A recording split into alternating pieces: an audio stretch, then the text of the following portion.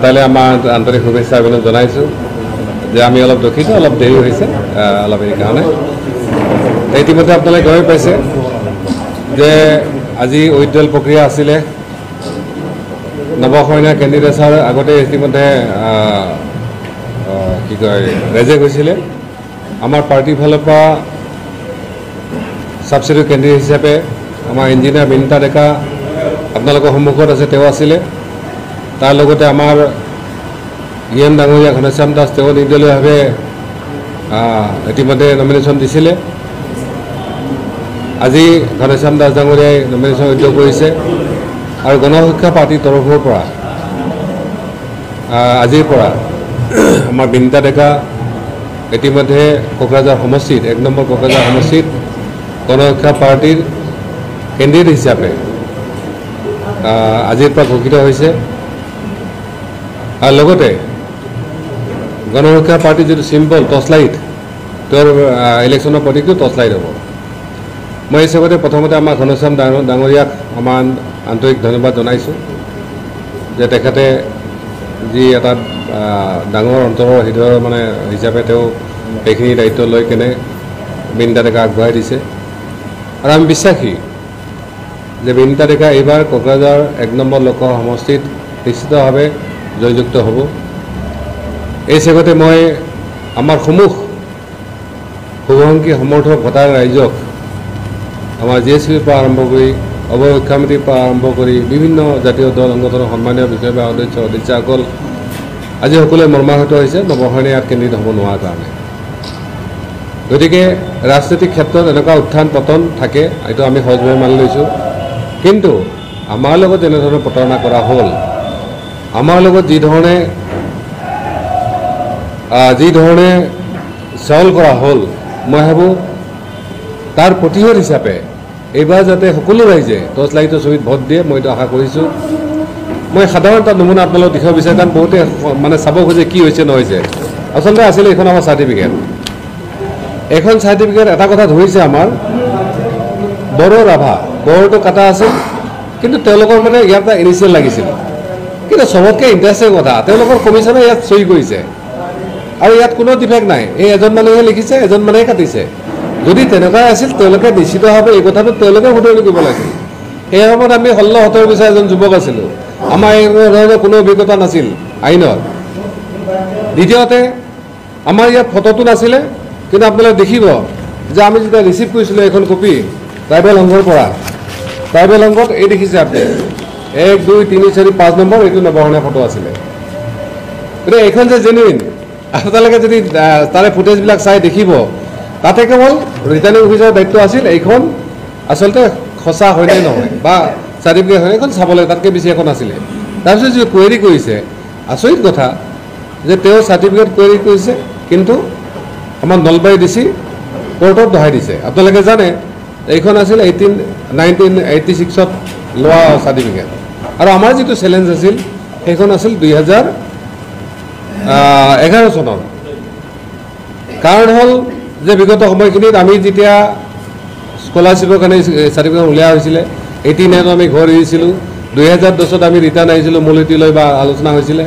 তাৰপিছত আকৌ 2009ত আমাৰ প্ৰমীলাৰাণী ডাঙৰীয়ানী ব্ৰহ্ম যি আমাৰ বিৰুদ্ধে কেছ কৰিছিলে, তেওঁলোকে তেওঁৰ মন্ত্ৰিত্বতে এটা ডিচিশ্যন হৈছিল বিভিন্ন জাতীয় দল সংগঠনবিলাকৰ লগত, ট্ৰাইবেল সংঘৰ লগত, শৰণীয়াবাসী সংগঠনৰ লগত। তেওঁলোকে কৈছিল যে এই দাস ডেকা শৰণীয়া লেখা যিখিনি মানুহ, তেওঁলোকক এতিয়াৰে পৰা তেওঁলোকে বড়োসকলৰ এটা পাৰ্ট বুলি তেওঁলোকে ধৰি লৈ কেনে তাত বড়ো কছাৰী বুলি চাৰ্টিফিকেট দিছিল। সকলোকে নমস্কাৰ জনাইছোঁ। ইতিমধ্যে চিনাকিটো হৈ গ'ল, মই বিনিতা ডেকা। মোৰ এডভাইজাৰী, মোৰ ষ্টেণ্ডিং MP নৱ কুমাৰ শৰণীয়া, তেখেতে মোক লৈ আহিছে GSP দলৰ পৰা। মোৰ ৰাইজে মোক এতিয়া উঠাইছে আৰু মই ৰাইজৰ কাৰণে কৰি যাম। আপোনালোকে চব যিখিনি ক'ব লগা আছিলে তেখেতে অলৰেডি কৈ থৈ দিছে, আৰু মোৰ বিশেষকৈ একো ক'বলৈ নাই এতিয়া, মাত্ৰ মই কামহে কৰি যাম, বাছ সেইখিনি। ধন্যবাদ। কথা নাছিলে, আমি কিছু মাহ আগতে তেওঁক দায়িত্ব দিছিলোঁ আমাৰ ডেকা ল'ৰা ছোৱালীবিলাক এণ্টাৰপ্ৰেনাৰ মানে এনকাৰেজ কৰাৰ কাৰণে, উদ্যমিতা ৰেজিষ্ট্ৰেশ্যন সেই দায়িত্বখিনি দিছিলোঁ, আৰু তেওঁ খুব ভালদৰে সেই পালন কৰিছিলে। আমি ভাবোঁ যে আহি থকা দিনত বিশেষকৈ কৰ্মসংস্থাপন হওক বা বিভিন্ন চৰকাৰী আঁচনি যিবিলাক আছে এইবিলাক ইমপ্লিমেণ্টৰ পাৰ্টটোত আমি ভাবোঁ বিনীতা ডেকা যথেষ্ট আমাতকৈ বেছি আগত গুচি যাব। এই ধৰণৰ কিন্তু সম্ভাৱনাৰ কাৰণে তেওঁক আমি আচলতে পাৰ্টিলৈ আনিছিলোঁ, কিন্তু হয়তো এনেকুৱা এটা মুহূৰ্ত আহিল য'ত তেওঁক আমি পাৰ্টিৰ পৰা কেণ্ডিডেট হিচাপে থিয় কৰিব লগা হ'ল। আমি সেইকাৰণে সকলোৱে শুভেচ্ছা দিছোঁ, সহযোগিতা আছে। তেওঁৰ কোনো লাইবিলিটিছ নাই, চব লাইবিলিটিছ নৱহৰণে আছে, হীৰাহৰণে আছে। ৰাইজে যিমানখিনি হীৰাহৰণক ভাত দিছে, ভাল পায়, সমৰ্থন দিছে, সেই দিছে, যাতে সেইখিনি বিনীতা ডেকাক MP হোৱাৰ ক্ষেত্ৰত সহায় কৰে। ৰাইজৰ ওচৰত কি কথাখিনি তেওঁ যদিও জানে, কিন্তু পাৰ্টীৰ মূল ইছ্যুখিনি পাৰ্টি হ'ব। সেইকাৰণে কৈছোঁ যে আমাৰ প্ৰথম হ'ল BTCত এতিয়াও স্থায়ী শান্তি প্ৰতিষ্ঠা মানে স্থায়ী প্ৰতিষ্ঠা হ'ব লাগে। ইয়াত বিভিন্ন জাতি জনগোষ্ঠীবিলাক যিবিলাক অধিকাৰ মৰ্যাদা, তেওঁৰ ভূমি অধিকাৰ, তেওঁৰ ভাষা অধিকাৰ হ'ল, এইবিলাক যাতে ইয়াত মানে প্ৰতিষ্ঠিত হয়। তাৰ লগতে চাকৰি বাকৰিৰ পৰা, সংস্থাপনৰ পৰা, বিভিন্ন কাম কাজত যাতে কোনো এনেকুৱা ধৰণৰ মানে স্বজন তখনবিলাক নাথাকে, যাতে সকলো জাতি জনগোষ্ঠীয়ে পায়। আৰু লগতে আমাৰ চিডলিঙৰ যিবিলাক বিষয় আছে, ইয়াত ৰাজবংশী হওক, আদিবাসী, তেওঁলোকে ইতিমধ্যে ST হোৱাৰ কাৰণে বহু ধৰণে তেওঁলোকে চেষ্টা কৰিছে, আন্দোলন কৰিছে, চৰকাৰৰ সহযোগী কৰিছে, ভোট দিছে, সেইটো হ'ব পৰা নাই। আৰু এই বিষয়ত পাৰ্লিয়ামেণ্টত আজি মই কোৱাৰ হয়তো সুবিধা নাথাকিব, এই গোটেইবিলাক বিষয়ে তেওঁ উত্থাপন কৰিব। যিহেতু আমাৰ জানে আপোনালোকে, সেই দিনত আমাৰ নামত এখন কাগজ পত্ৰ পালে হয়তো গুলি কৰা কথা আছিলে ঘৰৰ মানুহক। সেইকাৰণে মাদাৰে সেই মোক ক'ত কেনে লুকাই থৈছিলে। যেতিয়া আমাৰ কেছৰ এনেকুৱা হ'ল, তাৰপিছত এইখন ওলাইছিলে। যিয়ে নহওক, এইখন ইয়াত যেতিয়া আমাৰ সম্পূৰ্ণ ৰিটাৰ্ণ অফিচাৰে অবৈধভাৱে এইটো হেৰি কৰিছে, এইটো খাটাং। কোৰ্টত গ'লে আমি ইয়াত ন্যায় পাম, কিন্তু আমাৰ বহুত ৰাইজে সুধিছে আমি কোৰ্টত কেলৈ যোৱা নাই। আচলতে ইলেকশ্যনটো এটা অট'নমাছ বডি হয়, তেওঁলোকৰ কিছুমান প্ৰচিডিউৰ আছে। এইটো গ'লে আমি ডাইৰেক্ট সুপ্ৰিম কোৰ্ট যাব নোৱাৰোঁ, আমি ডাইৰেক্ট যাব লাগিব আমি হাইকোৰ্ট, হাইকোৰ্টৰ পিছত সুপ্ৰিম কোৰ্ট। আৰু যাওঁতে এই গোটেই ইলেকশ্যন পিটিশ্যন, যেতিয়া এইটো ইলেকশ্যন পিটিশ্যন হ'ব, বেলেগ একো নহয়। ইলেকশ্যন পিটিশ্যন হোৱাৰ লগে লগে এইটো খুব বেছি যদি সোনকালে হয়, সিদ্ধান্তত 1.5 বছৰ লাগিব, আৰু বেছি হ'লে হয়তো 5 বছৰ যাব। গতিকে 1.5 বছৰত ৰাজনীতিত বহুত হাৱা পানী চেঞ্জ হৈ যাব। সেইকাৰণে আমি বেটাৰ অপশ্যন হয়, আমি এইটো ইলেকশ্যন কমিশ্যনক বা আমি চেলেঞ্জ কৰিম। আমাৰ কাৰণে টাইম আছে, এইটো 15 দিনৰ টাইম আছে। আপাতত আমি ইলেকশ্যনটো শেষ কৰি ল'ম, আৰু ইলেকশ্যনত যাতে আমাৰ কেণ্ডিডেট জিকে তাৰ কাৰণে যিমান যি ব্যৱস্থা লাগে আমি এইখিনি কৰিম। আৰু মই বিনম্ৰভাৱে ৰাইজক অনুৰোধ জনাইছোঁ যে আপোনালোকৰ দুখ, আপোনালোকৰ সেই সহানুভূতি, আপোনালোকৰ যিটো সমৰ্থন, এইটো মই নিশ্চিতভাৱে মই তাৰ কাৰণে মানে কৃতজ্ঞ আপোনালোকৰ ওচৰত। হয়, নৱসেনাক তেওঁলোকে ৰাজনৈতিকভাৱে শ্বহীদ ঘোষণা কৰিছে বা শ্বহীদ কৰাৰ চেষ্টা কৰিছে, কিন্তু নৱসেনা এনেকুৱা নহয় যে তেওঁ মৰি জীয়াই আছে। আজি যিখিনি আছে আমাৰ বনাছ, ইয়াৰ আগতে 70 বছৰত আমি বহুতবাৰ মৰিছিলোঁ, কিন্তু হয়তো ভগৱানে আমাৰ এইটো বচাই ৰাখিছিল যে ইয়াত যাতে আমি এটা পাৰ্ট ল'ব পাৰোঁ।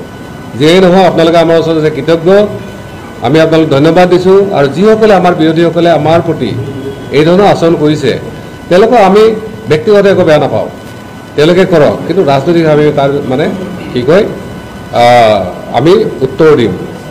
আৰু এই চেগতে আমাৰ বিনীতা ডেকাৰ অলপ কথাটো আমি কৈছোঁ যে বিনীতা ডেকা আমাৰ গাঁৱৰে ছোৱালী, তেওঁ তাতে স্কুলতে পঢ়া পাতি কৰি ডাঙৰ হৈছে, তেওঁ গোটেই কথাখিনি জানে। তাৰপিছত আকৌ এটা কথা যে আজি আমাক লৈ যিটো সৰুকচ বা এনেধৰণৰ কথা আছে, বিনীতা ডেকাৰ যদি বেকগ্ৰাউণ্ডটো চাব যায়, তেতিয়াহ'লে তাত এনেকুৱা ধৰণৰ কোনো নাপায়। তেওঁলোক আমাৰ কছাৰীসকলৰ ঠেঙুৱা ৰজা বুলি আপোনালোকে বহুতে জানে কিজানি। সমগ্ৰ মানে উত্তৰ অঞ্চলৰ মানে ৰঙিয়া উত্তৰ অঞ্চলৰ গোটেই জেগাবিলাক তেওঁৰ মানে ৰাজত্বৰ সময়ত তেওঁৰ দায়িত্বত আছিলে। তেওঁলোকৰ বংশধৰ আহি আজি বিনীতা ডেকাৰ পৰ্যায় পাইছে। গতিকে কালি আমাৰ নিচিনা সমস্যাত তেওঁলোকে নপৰে। আৰু সঁচাকৈ আজি অসম চৰকাৰে নিজে দাস, ডেকা, শৰণীয়া, হাজৰিকা, বৰা উপাধি লোকসকলক তেওঁলোকে এটা মানে ক্লাব কৰি কেনে এইখিনিক শৰণীয়া কছাৰী বুলি আইডেণ্টিফাই কৰি অলৰেডি চেণ্ট্ৰেলত পঠাইছে, চেণ্ট্ৰেল লিষ্টত এইটো ইনক্লুড কৰাৰ কাৰণে কছাৰী শৰণীয়া হিচাপে।